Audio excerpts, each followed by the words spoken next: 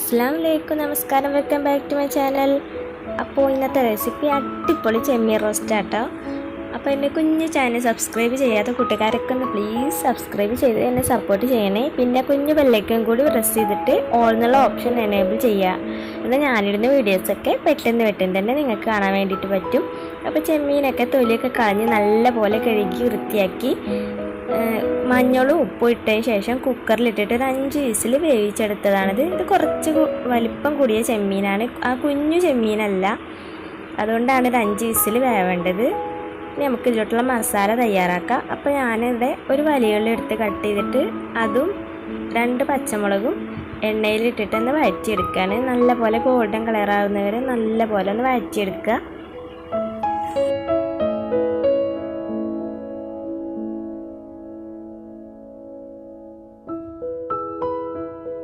ഇതിലോട്ട് നമുക്ക് വെളുത്തുള്ളി ഇഞ്ചി കൂടി ചേർത്തിട്ട് നല്ല പോലെ ഇളക്കി കൊടുക്കുക.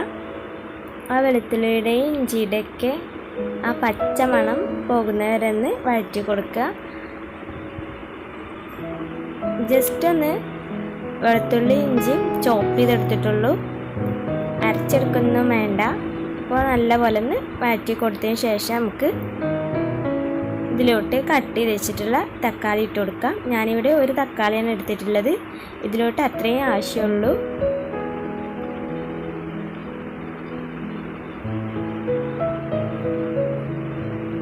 അപ്പോൾ നല്ല പോലെ തക്കാളിയൊക്കെ നല്ല പോലെ വെന്തുടഞ്ഞ് വരണം. അപ്പോൾ നല്ല പോലെ ഇളക്കി കൊടുക്കുക. ഇനി നമുക്ക് ഇതിലോട്ട് നമ്മുടെ പൊടികളൊക്കെ ചേർത്ത് കൊടുക്കാം. അപ്പോൾ ഞാനിവിടെ ആദ്യം തന്നെ 1 സ്പൂൺ കുരുമുളക് പൊടി, ഒരു 3/4 ടീസ്പൂൺ മല്ലിപ്പൊടി, 1/2 ടീസ്പൂൺ മഞ്ഞൾപ്പൊടി, 1 ടീസ്പൂൺ മുളക് പൊടി ഇട്ട് കൊടുത്തിട്ടുണ്ട്. ഇനി നല്ലപോലെ നമ്മുടെ മസാലയുടെയൊക്കെ ആ പച്ച ചുവ പോകുന്നവരെ നല്ല പോലെ എണ്ണയിലിട്ടിട്ട് ഇളക്കി കൊടുക്കുക.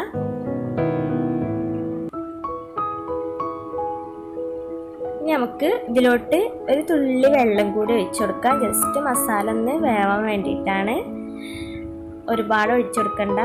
അപ്പോൾ നമുക്ക് വേവിച്ചെടുത്ത് നമ്മുടെ ചെമ്മീൻ ഇതിലോട്ട് ഇട്ട് കൊടുത്തിട്ട് നല്ല പോലെ ഇളക്കി കൊടുക്കുക. മസാലയൊക്കെ ചെമ്മീനിൽ നല്ല പോലെ പിടിക്കണം.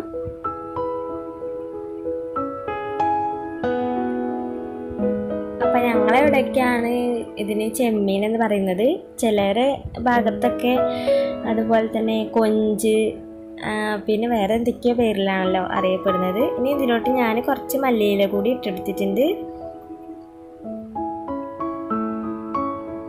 നല്ല പോലെ ഒന്ന് ഇളക്കി കൊടുക്കുക. അപ്പം നമ്മുടെ ചെമ്മീൻ റോസ്റ്റൊക്കെ ഇവിടെ റെഡി ആയിട്ടുണ്ട്. അപ്പോൾ അടിപൊളി ടേസ്റ്റായിട്ട് കഴിക്കാൻ വേണ്ടിയിട്ട് നമുക്ക് എന്തിൻ്റെ കൂടെ വേണമെങ്കിലും കഴിക്കാം. നല്ല ടേസ്റ്റാണ്. ചോറിൻ്റെ കൂടെയൊക്കെ ഇത് മാത്രം മതി, വേറെ ഒന്നും വേണ്ട. അടിപൊളി കോമ്പിനേഷനാണ്. അപ്പോൾ എന്തായാലും എൻ്റെ വീഡിയോ ഇഷ്ടമായിട്ടുള്ള കൂട്ടുകാരൊക്കെ ഒന്ന് പ്ലീസ് സബ്സ്ക്രൈബ് ചെയ്യുക. അതിനൊപ്പം തന്നെ ലൈക്ക് ചെയ്യുക, കമൻറ്റ് ചെയ്യുക, ഷെയർ ചെയ്യുക. പിന്നെ എന്തെങ്കിലും തെറ്റൊക്കെ ഉണ്ടെങ്കിൽ കമൻറ്റിലൂടെ ഫീഡ്ബാക്ക് അറിയിക്കുക. അപ്പോൾ ഇനിയും നമുക്ക് നല്ല വീഡിയോസുമായിട്ട് വീണ്ടും കാണാം. അപ്പോൾ എല്ലാവർക്കും താങ്ക് യു ഫോർ വാച്ചിങ്.